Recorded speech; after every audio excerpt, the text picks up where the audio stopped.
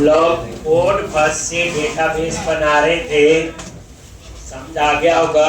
आज भी पहले वही करेंगे। अब आपको पता चल गया कोडिंग से डेटाबेस कैसे बनता और फायदे भी पता कर ले, ठीक। और आजकल यही यूज होता है, ठीक। चाहे आप एमवीसी आप उसमें यूज करो, जेंगो में, पाइथन के अंदर, किसी सभी जगह ये कंसेप्ट होता है। पर थोड़ा बहुत पैकेज कोई और होगा, इतना सा चेंज मिलेगा।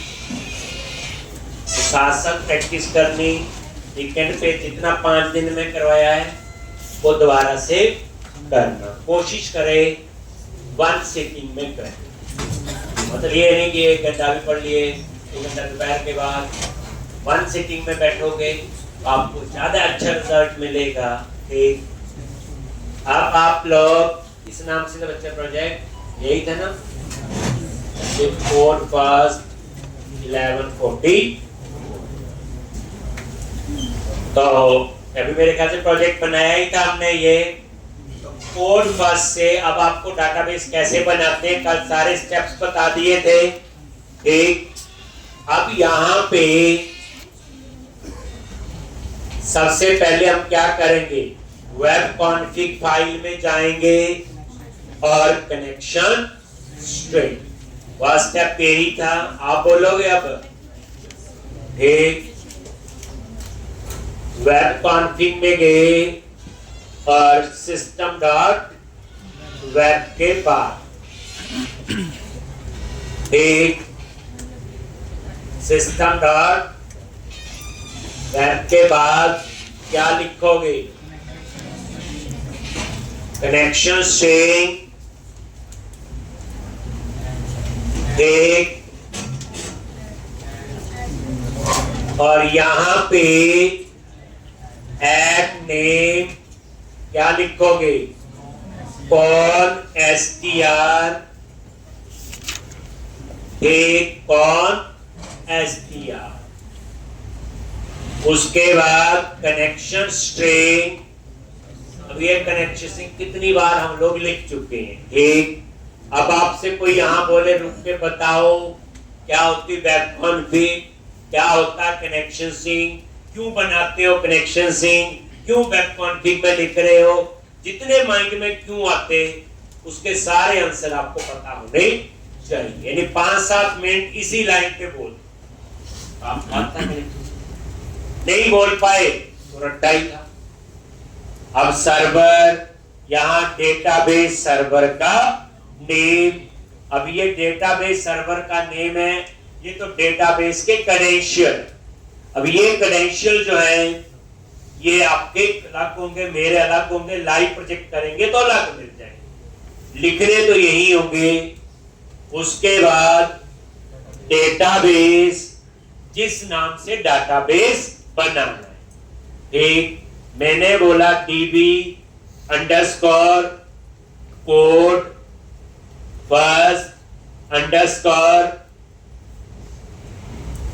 एम्प्लॉई अंडरस्कोर 1144, जो भी नाम ये हमारी मर्जी है, जिस नाम से हम लोग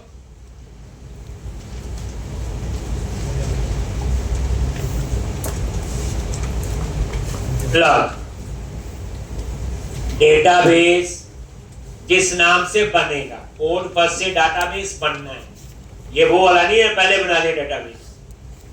उसके बाद integrated security is equal to true. अब ये कनेक्शन सिंह हर एक अपना होगा डेटाबेस, ठीक। गूगल में मारो सब सारा मिल जाता है। जैसे कल को हम नोड पढ़ेंगे, मोंगोडीबी डेटाबेस यूज करेंगे, वहां भी कनेक्शन सिंह होगा, ठीक। वहां से उठा के कैसे लिखते वो सीख लेंगे हमें, बट ये तो पता ना कि सीखना पड़ेगा। इंटीग्रेटेड सिक्योरिटी ट्रू, ये नॉर्मल कनेक्शन सिंह आ गया।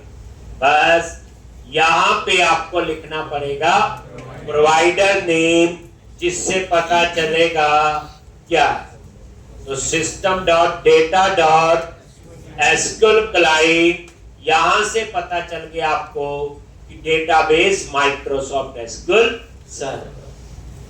रट्टा नहीं मार, एक लाइन लिखी उसके ऊपर 1 मिनट रुको, समझो, फिर आगे का कोड लिखो। लिखने से पहले भी पता होना चाहिए और लिखने के बाद। एक यानी एक दूसरे को, मैंने देखा बच्चे लैब में बैठे एक दूसरे को समझाया करो। कई बार क्या होता है, एक बच्चे को कोई चीज किस तरीके से अच्छी समझाई किसी को, तो आपस में एक दूसरे को डिस्कस किया करो, क्योंकि डेवलपर तो आप सारे बन जाओ। जो काम दिया आप काम कर दो। एक उसमें लीडर भी होते हैं, वो 10 में से 1 होता है। लीडर क्या है, अपना काम भी करता, दूसरे का भी संभालता है। तो जैसे आप बैठे हो 4-5 बच्चे, आपस में शेयर कर लो, तो मेरे में गलती या कर तू ठीक कर, आपस में करोगे तो जिसकी अपना नॉलेज होगा वो आपका ऑटोमेटिकली बढ़ता है। ठीक, ये नहीं दूसरे को बताने से पता न चल जाए मुझे आता है। मेरे पास में कई बार ऐसे बच्चे भी आते हैं, किसी कॉलेज के आएंगे ना, कहते हैं हमने आना, हमारे कॉलेज कोई आएगा तो उसको नहीं पढ़ाना। एक शेयर नहीं करते नॉलेज अपना, एक लेकिन करते हो तो बेनिफिट होता है। मैंने देखे हैं बच्चे काफी लैब में, एक वो कंपनी में भी लीडर होते हैं, एक लीडर की अलग सैलरी, जैसे कहते हैं ना बड़ी अच्छी सैलरी होगी, वो लीडर की होगी, डेवलपर की उतनी होगी। अब आपके पास चॉइस है कि कैसी स्टडी कर। तो ये कनेक्शन सिंग हमने लिख दिया बच्चे, पहले पता था और कुछ नहीं। अब हम मॉडल बनाएंगे, मॉडल्स पे राइट क्लिक किया, ऐड क्लास,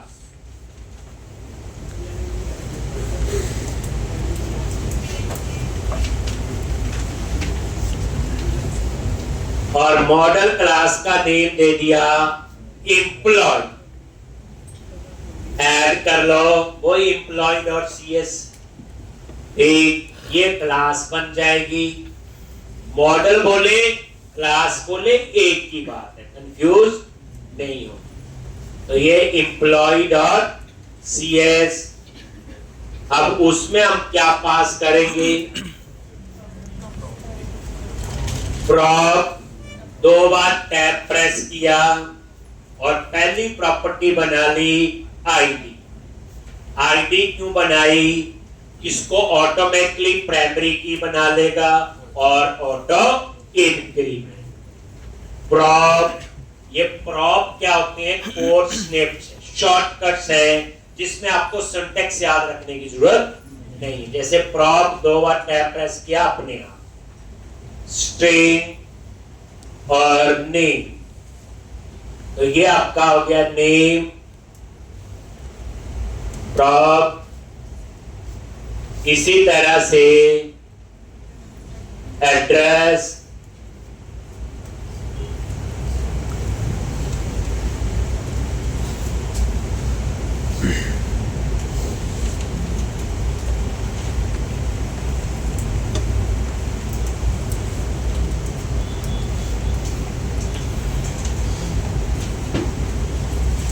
और सैलरी।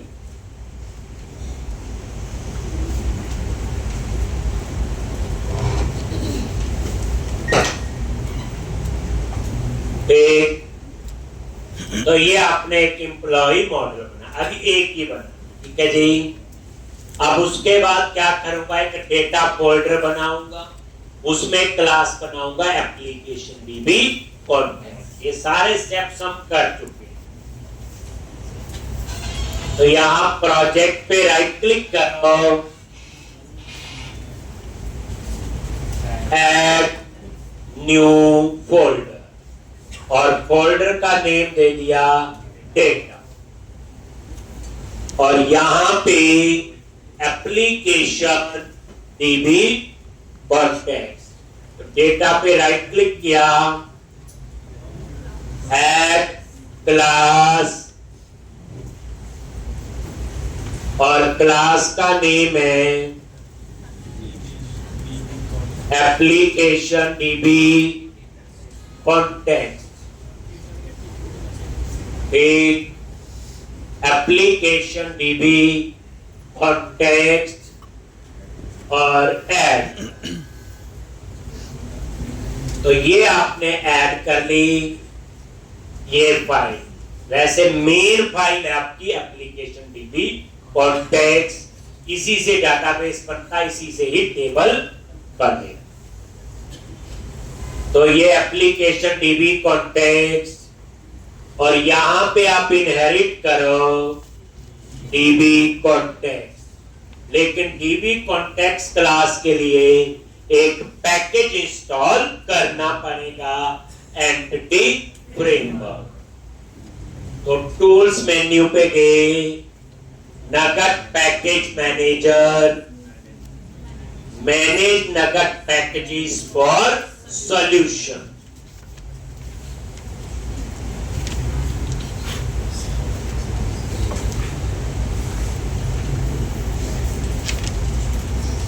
और यहां ब्राउज पे क्लिक करो और एंटिटी फ्रेमवर्क,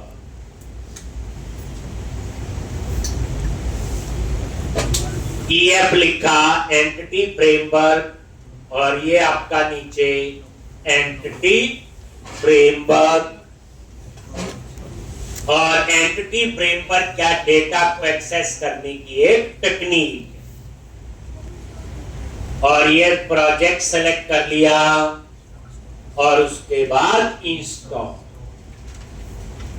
कल पूरा टाइम लगा के बताया हुआ, आज उतना टाइम नहीं लगा। ISF ठीक। अब आपका ये पैकेज इंस्टॉल हो गया। आपको देखना इंस्टॉल हुआ कि नहीं। सॉल्यूशन एक्सप्लोरर में एक फाइल है packages.config, और ये देखो एंटिटी फ्रेमवर्क इंस्टॉल हो।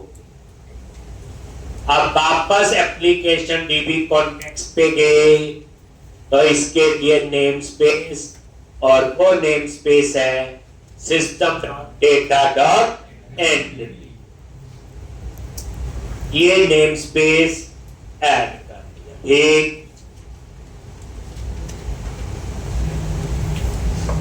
अब यहां कनेक्शन सिंग एक्सेस करना है, कैसे करोगे?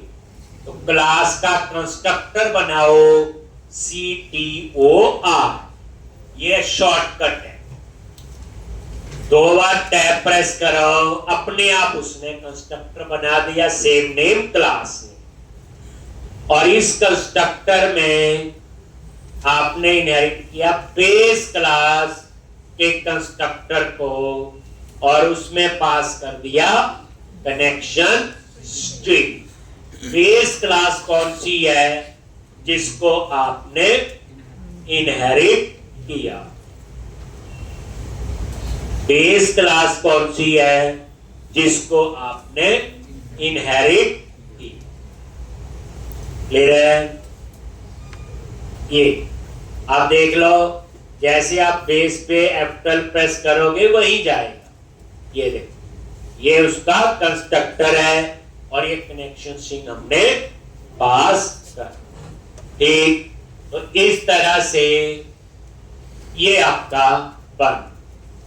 अब आपने जो जो टेबल बनाने हैं वो मॉडल्स आप यहां पे ऐड कर। कैसे ऐड करते हो?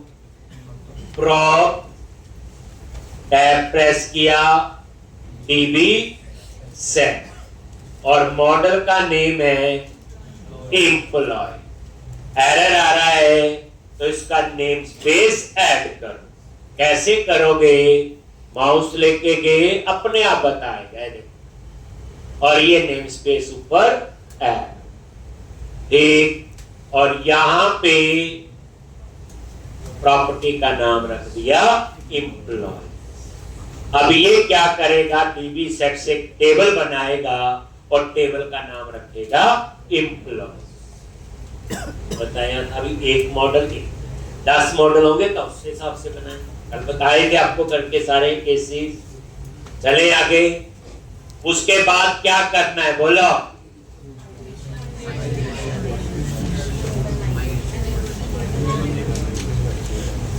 Enable migration. Add migration, update database, और डाटाबेस बन जाएगा और टेबल भी बन जाएगा। चलो टूल्स मेन्यू पे गए, नगद पैकेज मैनेजर और पैकेज मैनेजर कंसोल, ठीक, और ये आपका जो है कमांड प्रॉम्प्ट आ जाता है। आ गया जी। तो यहां क्या लिखना है? Enable hyper migration. ये क्या करेगा? पहली बात है, ये कमांड एक प्रोजेक्ट में एक बार करनी, इनेबल करने के लिए, और ये माइग्रेशन नाम से फोल्डर बना, ठीक है जी।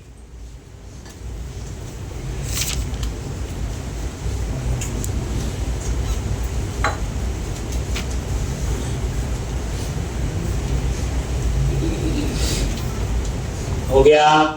अब आप चेक कर लो सॉल्यूशन एक्सप्लोरर में ये माइग्रेशन फोल्डर बना। अब उसके बाद यहां क्या लिखना है? ऐड हाइपर माइग्रेशन और माइग्रेशन का नेम। पहली माइग्रेशन जब मैं रन करता हूं इनिट लोड लिख देता हूं, इनिशियली लोड।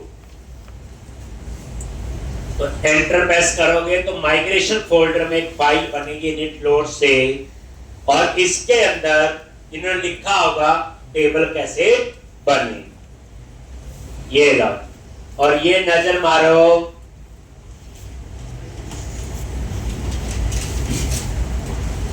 एक, और यहां पे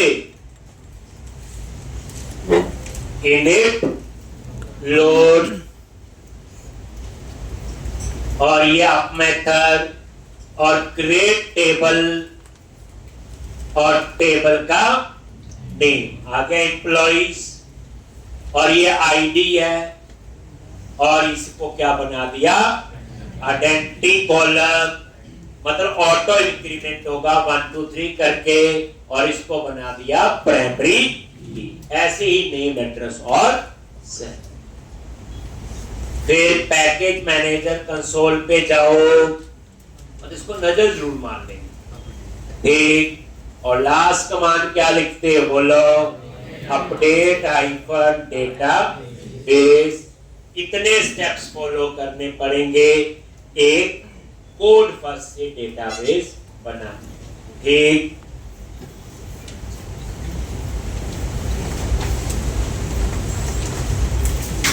अगर ये डाटाबेस बन गया, एक बार हम चेक कर लें, ये सारा क्लोज करो, कोई एरर नहीं आई, तो click on view and server explorer, और ये सबसे ऊपर अपने आप ही ऐड कर लेता है।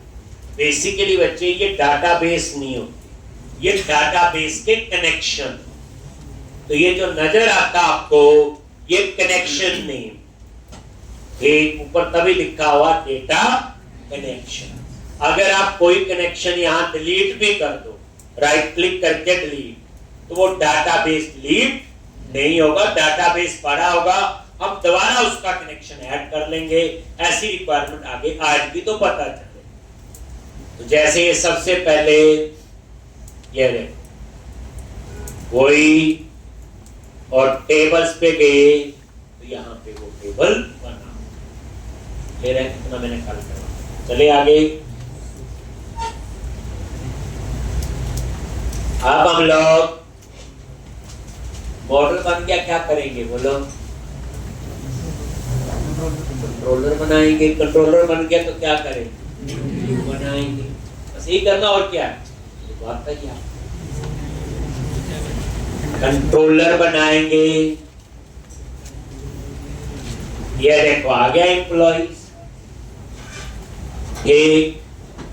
तो अब आप आगे बढ़ो, लो जी कंट्रोलर्स पे आ जाओ। बस फर्क कितना है, अब डाटाबेस यूज होगा। फर्क कितना है, इस बार मॉडल कहां से बना? डेटाबेस। पिछले में डाटाबेस नहीं था। कंट्रोलर पे राइट क्लिक किया, ऐड कंट्रोलर, और इस कंट्रोलर का नेम कन्वेंशन बताई थी आपको, सेलेक्ट किया MBC5 कंट्रोलर,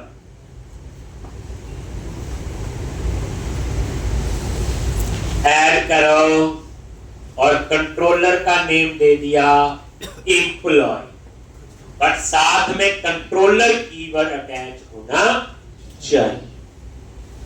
ठीक, और ये ऐड बटन पे क्लिक करो तो ये ऐड हो।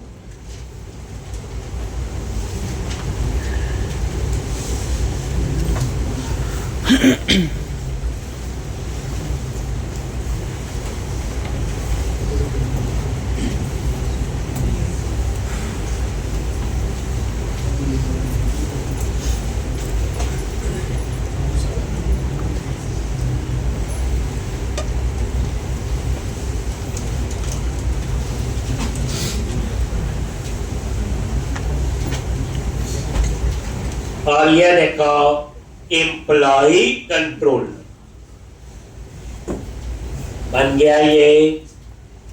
अब हमने यहां पे मॉडल एक्सेस करना, पर इस बार तो डेटाबेस है, कैसे एक्सेस करो?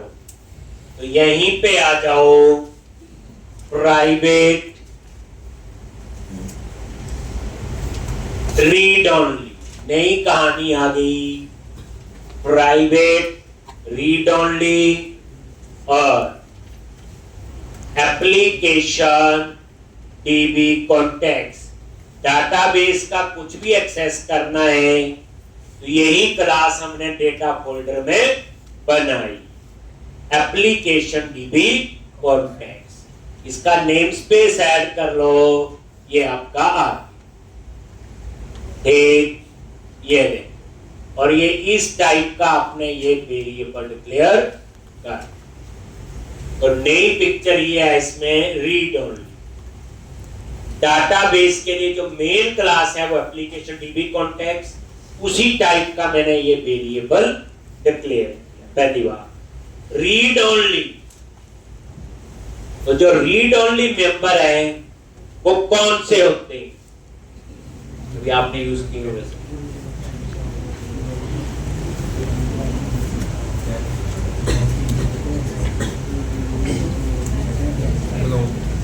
जी,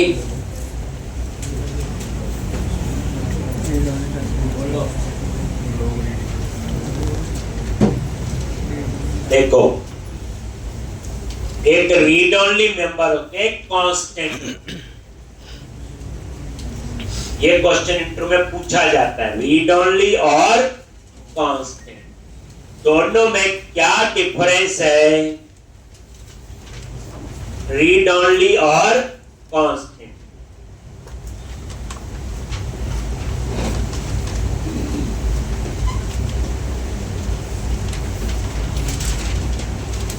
रीड ओनली भी रीड ओनली होते हैं और कांस्टेंट भी रीड ओनली होती है, मतलब चेंज नहीं कर सकते, मतलब यही है।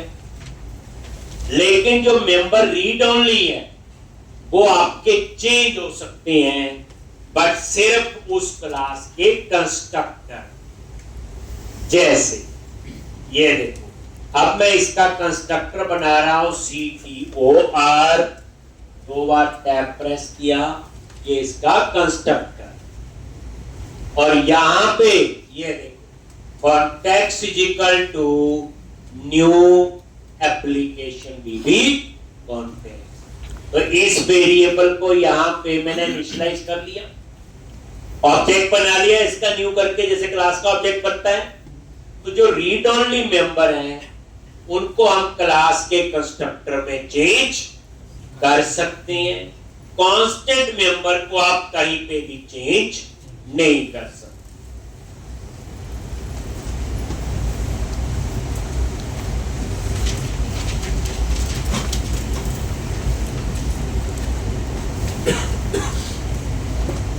जो कांस्टेंट मेंबर हैं उनको आप कहीं पे भी चेंज नहीं कर सकते। तो read only member read only होते हैं, पर वो कंस्ट्रक्टर में चेंज हो सकते हैं। कांस्टेंट मेंबर भी रीड ओनली होते हैं, बट उनको हम कहीं पे चेंज नहीं कर सकते। मैं बात कर रहा हूं रीड ओनली की जगह अगर एडवांस्ड लिखा, उसने एरर दी कि आप इसको चेंज नहीं कर सकते। ठीक, तो आज हमारी रिक्वायरमेंट रीड ओनली है, इसलिए मैंने इसको यूज किया। मतलब ये है कि एप्लीकेशन डीबी कॉन्टेक्स्ट क्लास आपकी मेन क्लास है। ये देखो F12 प्रेस करो, हमने ही बनाई है, यहीं से सारा डेटाबेस मैनेज होता है। तो इस क्लास का मैंने यहां पे ऑब्जेक्ट बना लिया।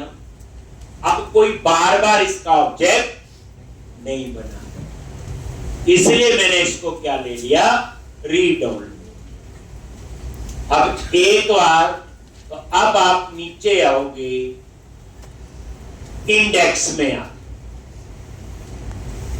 एक ये एक्शन रिजल्ट है, इसका हम व्यू बनाएंगे। तो एक्शन रिजल्ट पे आप आगे एक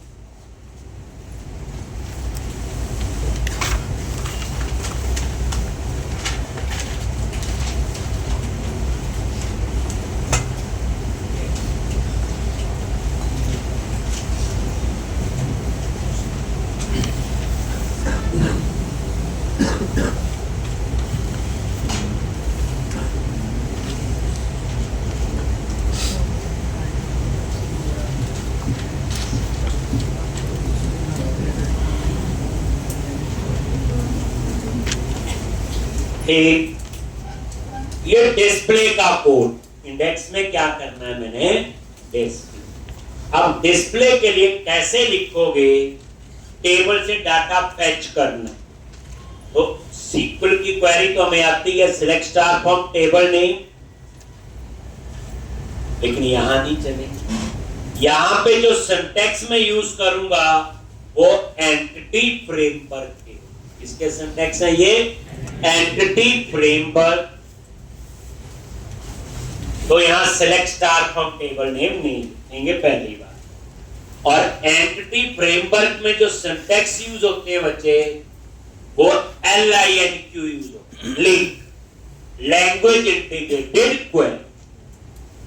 कोई पूछे लिंक आता है कि नहीं, LINQ ये लिखता है, लैंग्वेज इंटीग्रेटेड क्वेरी। जो एंटिटी फ्रेमवर्क जो सिंटैक्स फॉलो करता है वो किसके होते हैं, लिंक।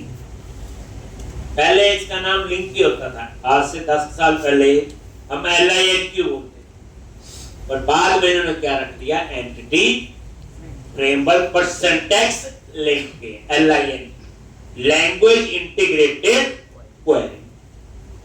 अब आप लिंक के सिंटैक्स यूज करेंगे एंटिटी फ्रेमवर्क में। कैसे, वेयर, ये एक नई डाटा टाइप है जिसमें आप किसी भी टाइप का डेटा स्टोर कर सकते हैं। बस याद रखो, in where we can store string, integer, array, collection, object.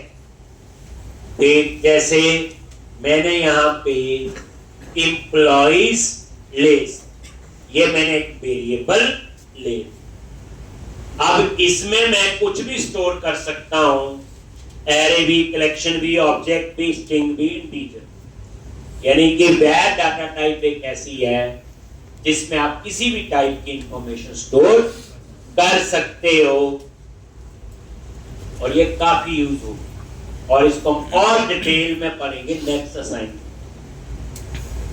अब उसके बाद क्या लिखना है, कॉन्टेक्स्ट डॉट, कॉन्टेक्स्ट के ऊपर वेरिएबल लिया हुआ, और यहां पे उसके अंदर एम्प्लॉइज। ये देखो, एम्प्लॉइज पे F12 प्रेस करो, ये आ गया ना, ये एम्प्लॉय टेबल को एक्सेस करें, एम्प्लॉइज, और यहां पे dot to list. To list क्या करेगा, कलेक्शन बनाएगा, एरे ऑफ ऑब्जेक्ट। आप बोलोगे कैसे पता चला, टू लिस्ट पे माउस लेके गए, ये लिख दिया इन्होंने, list model dot employ,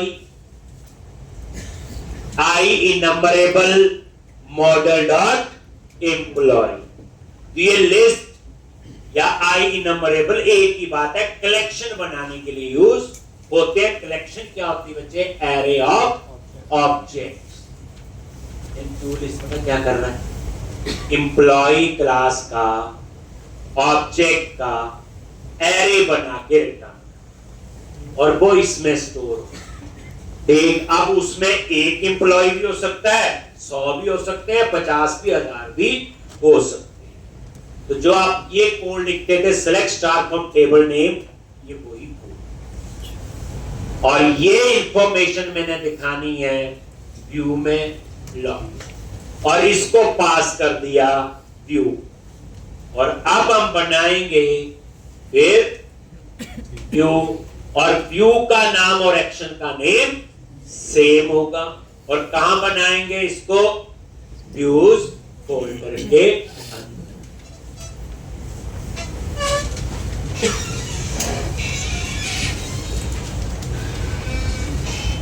return view. अब ये व्यू को क्या रिटर्न कर रहा है बोलो? Employ list. तो यहां पे गए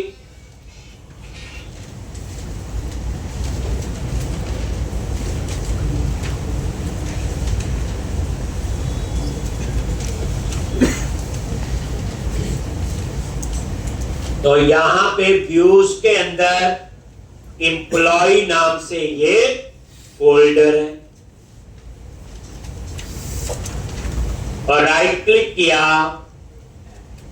ऐड व्यू। देखो अपने आप ही व्यूज के अंदर कंट्रोलर नेम से फोल्डर बना हुआ एम्प्लॉय, उस पे राइट क्लिक किया, ऐड व्यू। ऐसा ही किया था पहले भी, और ऐड व्यू पे क्लिक किया, MVC5 व्यू ऐड करो।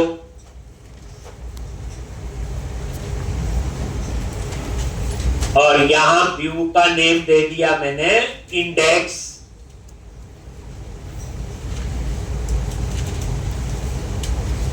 जो एक्शन का नेम है। अब यहां पे बच्चे टेम्पलेट है, तो इस एप्लीकेशन में ये बने और टेम्पलेट यूज करूंगा, बट नेक्स्ट एप्लीकेशन में हम ये टेम्पलेट खुद बनाए। ठीक, तो इसलिए अभी आप बनी हुई चीज देख के कंफ्यूज नहीं होंगे। टेम्पलेट पे गए, डिस्प्ले के लिए है इनका एक टेम्पलेट लिस्ट, ये चूज कर लेना। ये खुद इसकी HTML और बूटस्ट्रैप लिख देगा, लेकिन याद रखना नेक्स्ट क्वेश्चन में वो सारा कुछ हमने लिखा। तो इस एप्लीकेशन में मेन फोकस है मेरा मॉडल पे और कंट्रोलर। व्यू पे हम ज्यादा नहीं करेंगे, वो नेक्स्ट एप्लीकेशन में जब खुद टेम्पलेट बनाएंगे तो पता हो। लिस्ट चूज कर लिया, ये एक बना हुआ प्री डिफाइंड टेम्पलेट है, कर लेना चाहिए, इतनी बड़ी कंपनी ने दिया। देखें सही क्या लिखा हुआ है इन्होंने। फिर अपने बनाएंगे, और मॉडल क्लास, और क्लास का नाम है एम्प्लॉय। आ गया यहां पे मॉडल क्लास, और क्लास का नेम है एम्प्लॉय।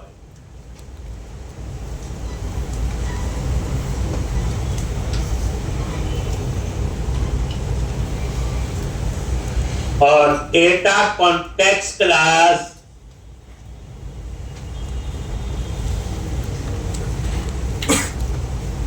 यहां पे आप चूज करो एप्लीकेशन डीबी कॉन्टेक्स्ट।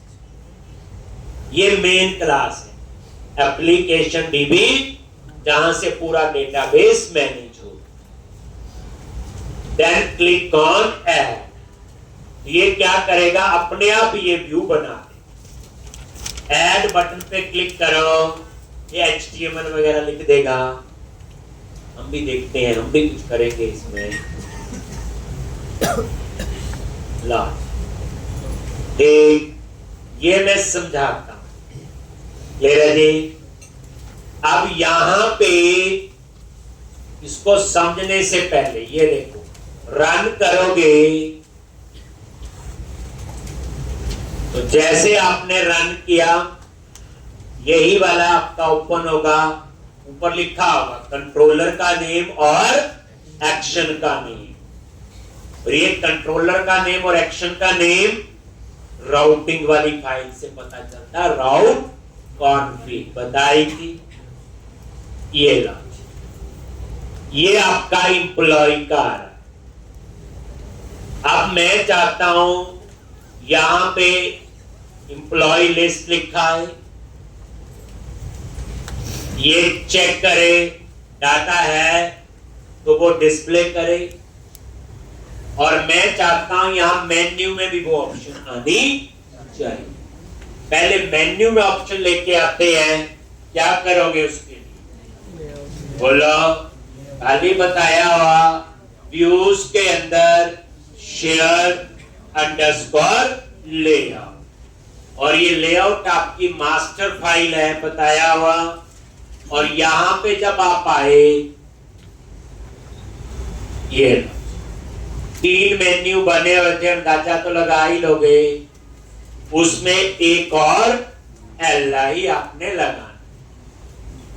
आप देखो जो चीज मैं पढ़ाता हूं मैं रोज यूज करता हूं, अपने आप ही आपको वो समझ आ जाएगी। ठीक, @HTML क्या आपका एक HTML हेल्पर है, ASP.NET में आपके HTML हेल्पर यूज होंगे, ASP.NET 4 में टैग हेल्पर होंगे। पहला है लिंक टेस्ट, एम्प्लॉइज लिस्ट, उसके बाद एक्शन का नेम, इंडेक्स, और यहां पे कंट्रोलर का नेम,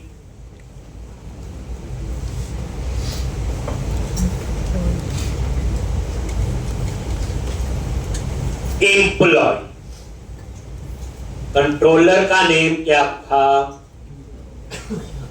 एम्प्लॉय।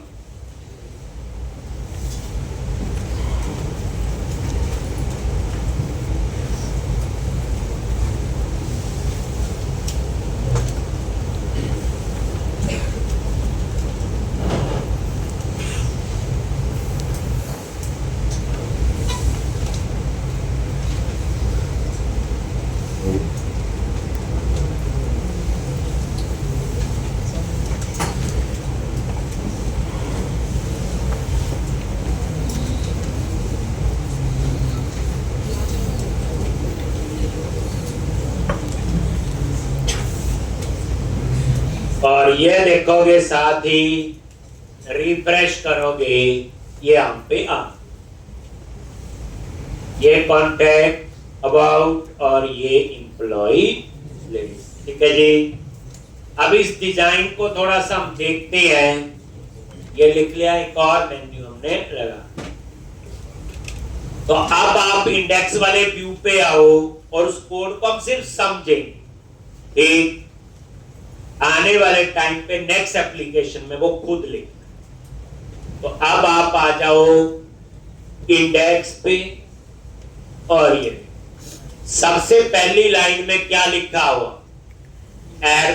@मॉडल।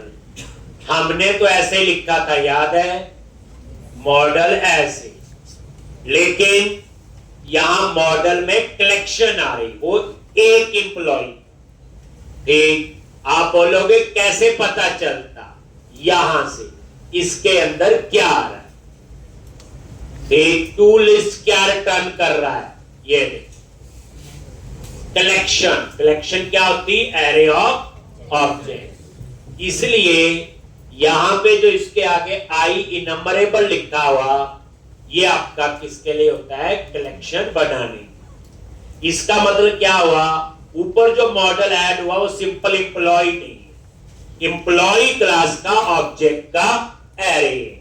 तो आई नंबरेबल किसके लिए होता है, आपका कलेक्शन बनाने।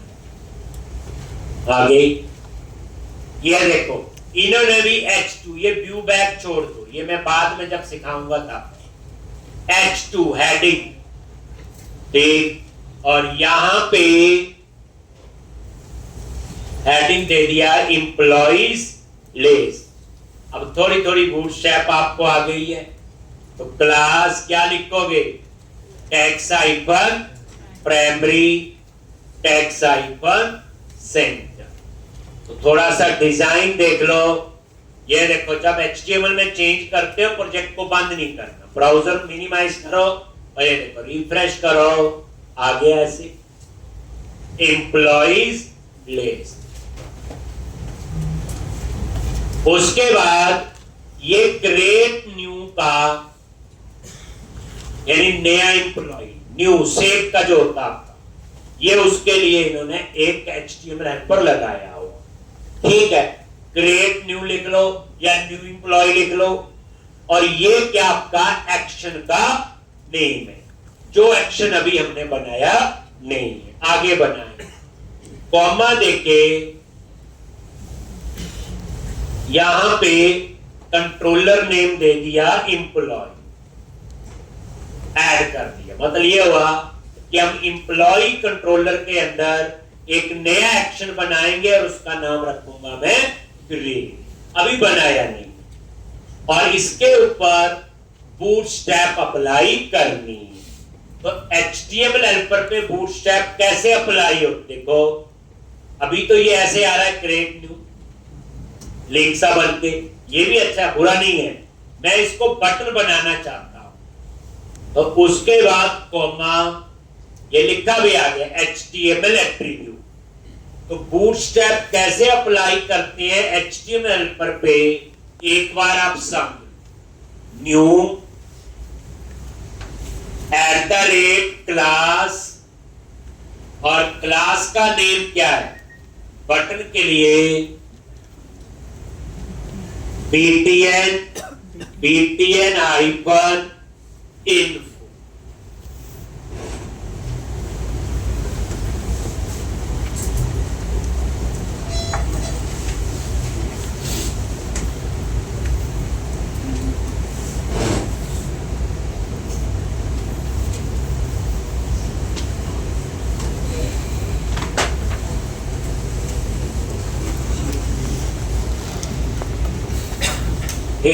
तो ये आपका आ गया, देखो लग रहा ना बटन। ये BTN है, क्या लिखा? BTN hyphen in. ये बूटस्ट्रैप में क्लास बनी। ठीक, आप इन्फो की जगह डेंजर कर लो तो उस बटन का देखो लुक पैसा आ गया, जैसे बटन है। ठीक, तो देखने में तो आप याद रख लो, बटन चेंज करना हो तो BTN, टेक्स्ट चेंज करना हो तो टेक्स्ट, लॉजिकली याद है। बाकी सब है, BTN प्राइमरी भी है, BTN सक्सेस भी है, BTN डेंजर भी है, तो टेक्स्ट भी आइए। बस ये बटन बनाएगा। और ये क्लास कहां है? ना मैंने बनाई ना आपने, ये बूटस्ट्रैप में। अगर आपको देखनी हो तो यहां मैंने बताया था कंटेंट फोल्डर है, उसके अंदर bootstrap.cs और CSS और कंट्रोल F से वैसे ही लॉजिक। ये देखो BTN इन्फो क्लास है, और यही है कलर को चेंज करता जो कर रहा है वो, ये कोई अलग चीज नहीं है। ठीक, तो यहां से ये बूटस्ट्रैप यहां पे मिल रहा है। चलो, तो अब आपका ये बटन बन गया।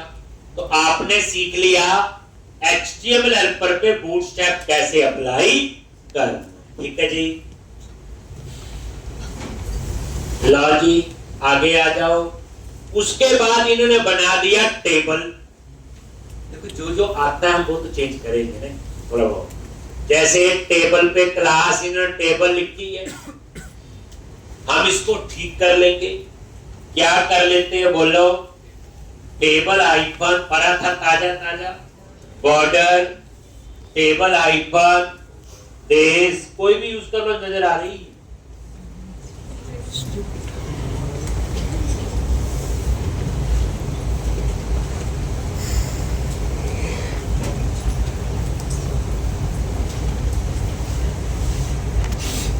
स्ट्राइप, तो ये मैंने यूज कर ली। एक तो ये देखो थोड़ा सा चेंज हुआ ना चेंज। एक तो थोड़ी बूटस्ट्रैप अप्लाई करवाया था। उसके बाद इन्होंने डाटा सीधा डिस्प्ले कर दिया, हेडिंग्स सिंपल TR और TH, लेकिन मैंने बताया था हेडिंग के लिए TH लगाओ। हम इसको भी ठीक कर लेते हैं। तो ये TR पूरा जो है क्या करो, कट कर दो, और यहां पे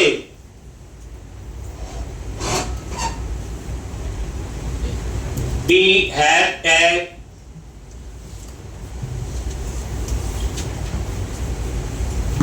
और यहां पे इसे ये लॉजिक कोई हम कुछ नहीं कर रहे टेक्निकली, सिर्फ थोड़ी बहुत जो बूटस्ट्रैप हमें आ गई है उसको ठीक कर रहे हैं। T है टेबल हेडिंग और TR टेबल रो और TH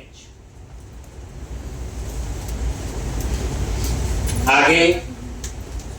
अब ये इसके HTML हेल्पर है। TH टेबल हेडिंग पता है।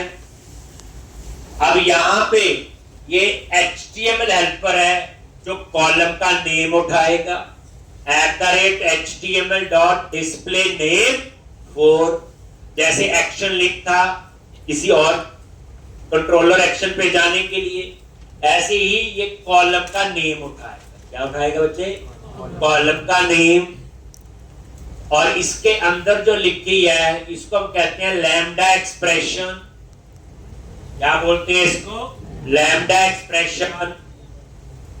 आप ये लेके चलो, जब नेक्स्ट प्रोजेक्ट बनाना है ये कंट्रोल डिलीट जो मैं समझा रहा हूं ये हम खुद लिखते हैं। तो अभी सिर्फ मोटिव है कि जो लिखा हुआ अगर उसका मुझे 30% भी पता चल गया, बाकी जब लिखेंगे तो हमें पता हो। तो यहां पे डिस्प्ले, तो ये बच्चे लैम्डा एक्सप्रेशन है, कुछ नहीं है, ये शॉर्टकट्स होते हैं। किसी काम को करने के लिए 2 लाइनें को कोड लिखा 3 का, लैम्डा एक्सप्रेशन से 1 लाइन से भी हो सकता है। जैसे ये देखो, ये नेम, तो पहली बात ये मॉडल जो लिखा है ये कोई कीवर्ड नहीं, ये एक वेरिएबल है। आप इसका नाम M रख लो। अब ये M वेरिएबल जो है एक, ये किस टाइप का डिक्लेयर हुआ? ऑटोमेटिकली देखो मॉडल टाइप का जो ऊपर ऐड हुआ हुआ, ध्यान से देखो। तो वेरिएबल का नाम है, चाहे M रख लो चाहे E रख लो।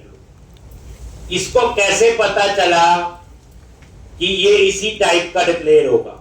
ये डिस्प्ले नेम फोर्स, और डिस्प्ले नेम फॉर में देखोगे तो यहां पे इन्होंने एम्प्लॉय लिखा। अब इसको कैसे पता चला मैं इस टाइप का हूं? जो ऊपर मॉडल ऐड, और बताया हुआ मॉडल एक ही ऐड हो सकता है, एक से ज्यादा कभी भी ऐड नहीं।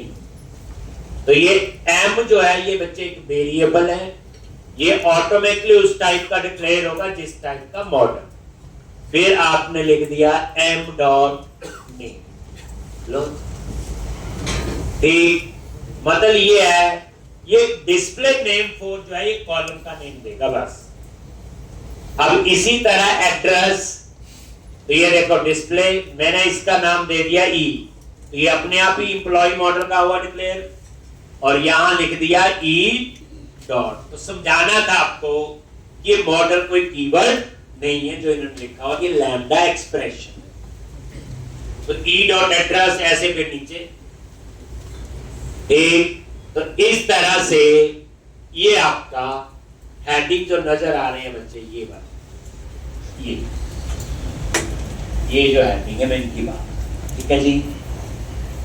अब उसके बाद तो ये हेडिंग आगे की, इन्होंने नेम एड्रेस सैलरी दिखाया, आईडी नहीं दिखाया। आईडी ऑटो जनरेट होता है, एक लिखना चाहे तो हम लिख सकते हैं हेडिंग।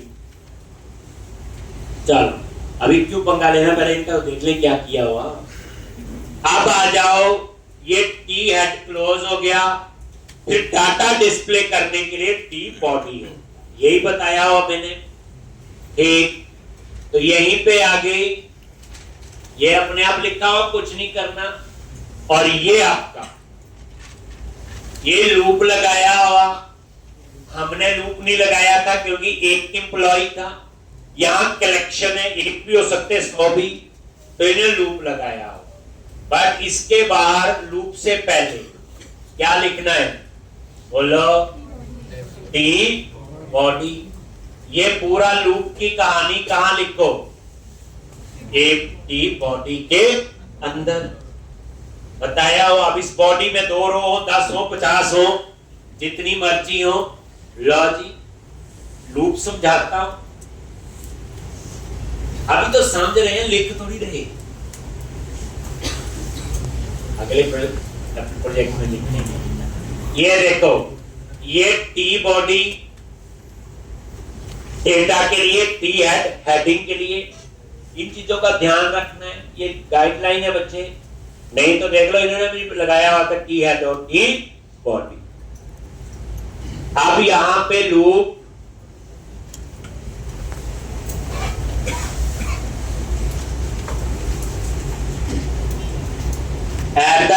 for each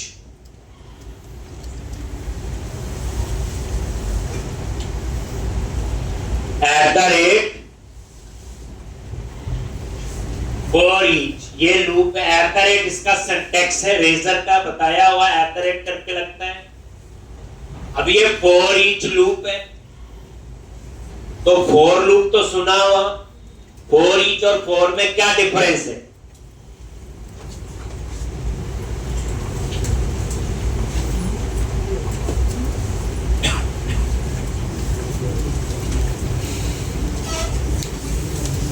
फोर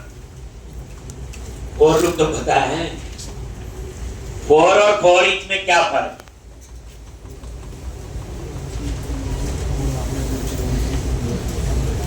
अब तो पढ़ा दिया हो। अच्छा झूठ ही बोलो, चलो क्या पता कोई बच्चा आसपास से निकले, क्या फर्क होता फोर और फोर ईच?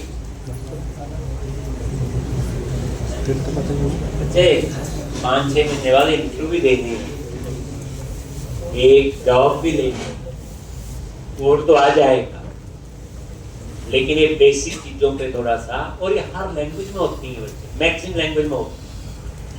फोर लूप तो पता है, हम लिखते हैं for int i is equal to 0, i is less than i plus plus, ऐसे, ये i माइनस में।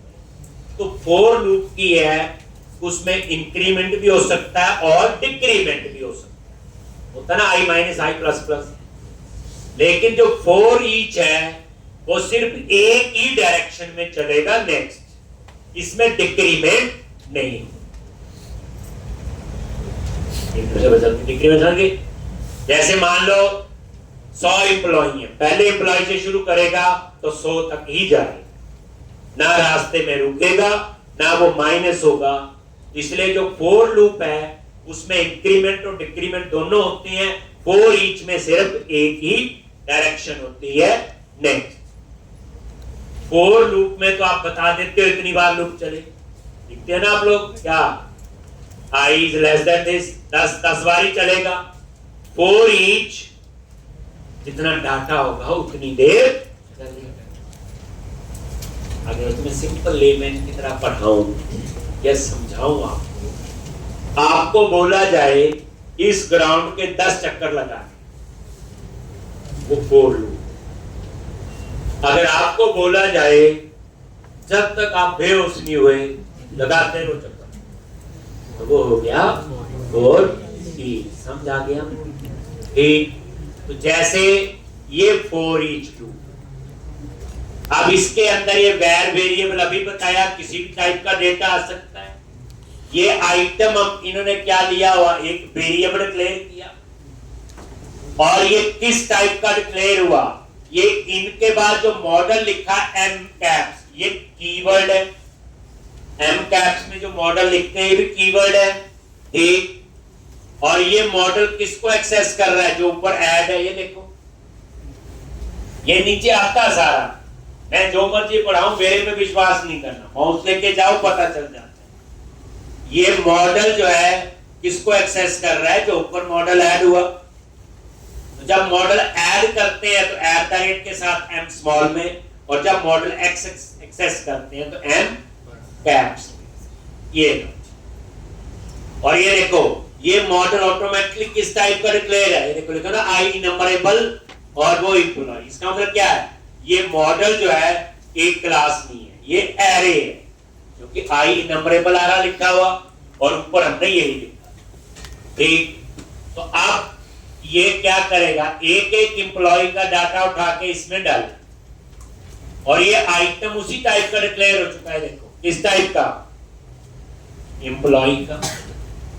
ठीक, क्योंकि जैसा मॉडल वैसा, क्योंकि इनके बाद ये लिखा है, मान लो 15 एम्प्लॉय है, तो मॉडल जो एरे होगा 15 एम्प्लॉय का होगा, एक एक एम्प्लॉय का डेटा इसमें आता जाएगा। उसके बाद उसको डिस्प्ले, तो उतनी ही रो बनाएगा, लूप चलेगा। टीडी पहला कॉलम टेबल डेटा, तो डिस्प्ले 4 होता है डेटा के लिए, और डिस्प्ले नेम 4 होता है कॉलम के नेम के लिए। जो ऊपर आपने नोटिस किया, डिस्प्ले नेम 4 ये किसके लिए होता है, कॉलम के नेम के लिए। डिस्प्ले 4 होता है कॉलम की वैल्यू के।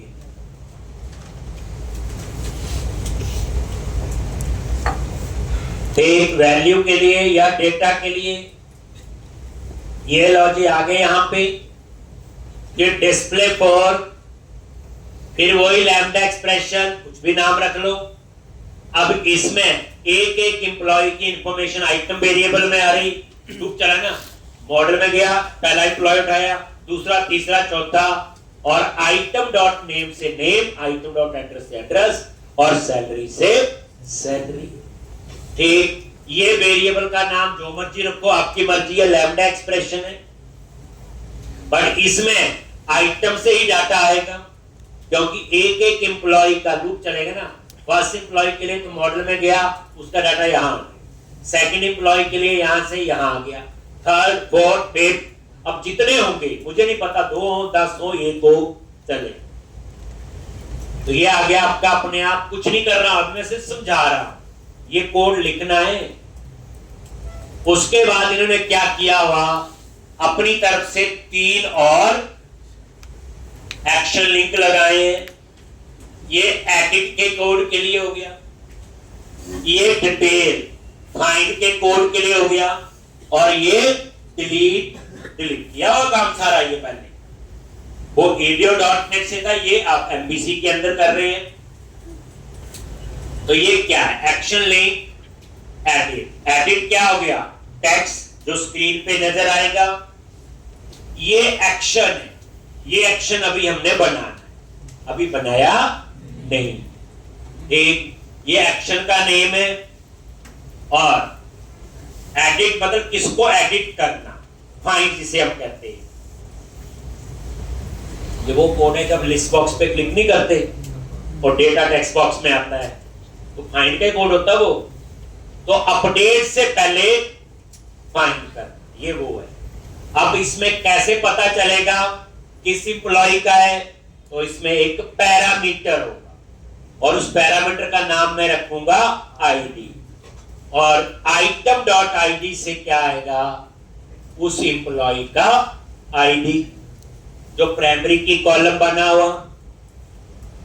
इसी तरह से सेम डिटेल्स, और डिटेल नाम का हम एक एक्शन बनाएंगे, किस एम्प्लॉय की डिटेल देखनी है, ये भी फाइंड का कोड है, और इसमें आईडी पैरामीटर होगा, और आइटम डॉट आईडी में टेबल से आईडी आ जाएगा, भाई किस एम्प्लॉय का डेटा आपने देखना है। ऐसे ही डिलीट, ये एक्शन बनाएंगे, डिलीट नाम का भी बनाया कुछ नहीं है, बनाने, और आईडी उसमें क्या होगा, पैरामीटर, और ये कहां से आएगा, टेबल। अगर आप चाहते हैं तीनों को लूप वैसी बन जाए बटन जैसी, तो लास्ट में क्या करो, लॉजिक कॉमा बताया मैंने ऊपर, HTML हेल्पर पे बूटस्ट्रैप कैसे अप्लाई करते हो?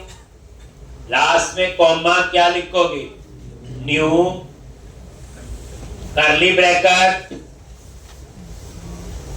क्लास क्या बनाना है बोलो? BTN हाइफन, ठीक, इसका मैंने प्राइमरी दे दिया। ये लो जी, ये लास्ट में पाइप,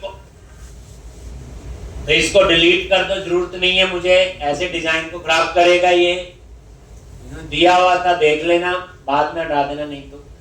कॉमा, फिर इस पे भी bootstrap, new curly bracket @ class BTN hyphen success, लो जी इसका, और ये पाइप यहां से भी हटा दिया। तीसरा क्या है? डिलीट, इसमें क्या करेंगे? @ क्लास BTN हाइफन डेंजर।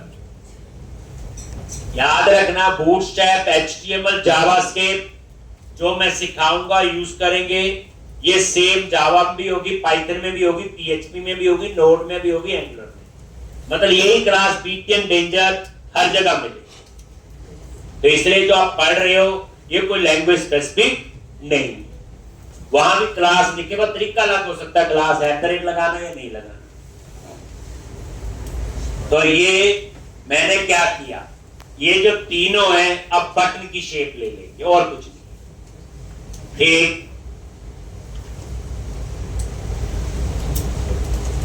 इतनी जल्दी चल जाता पता आप लोगों को, प्रैक्टिस करनी है।